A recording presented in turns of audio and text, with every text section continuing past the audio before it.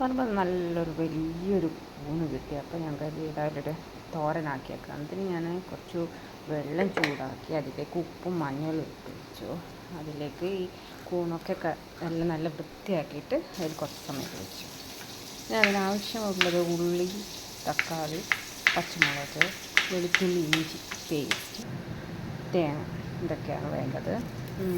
അപ്പം ഈ ചട്ടിയിലേക്ക് ഞാൻ കുറച്ച് എണ്ണ ഒഴിച്ച് കടുക് വറുത്ത് കുറച്ച് കറിവേപ്പിലയും ഇഞ്ചിയൊക്കെ നന്നായൊന്ന് വഴറ്റി അതിലേക്ക് കുറച്ച് പച്ചമുളകും ഇട്ട് ഇളക്കി കൊടുത്തു. അതിലേക്ക് കുറച്ച് ഇഞ്ചി വെളുത്തുള്ളി പേസ്റ്റ് ഇട്ട് നന്നായിട്ടൊന്ന് മിക്സ് ചെയ്ത് കൊടുത്തു.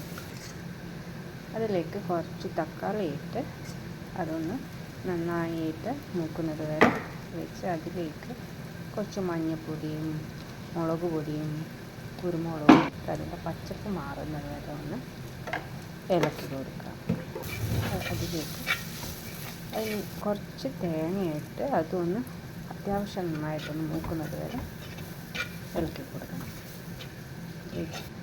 ആവശ്യത്തിന് വെള്ളവും ഒഴിച്ച് കൊടുക്കാം. അതിനുശേഷം അതിലേക്ക് നമ്മൾ ക്ലീൻ ചെയ്ത് വെച്ച കൂണെടുത്ത് ഇട്ട് നന്നായിട്ടൊന്ന് ഇളക്കിയതിന് ശേഷം അടച്ച് വെക്കുക.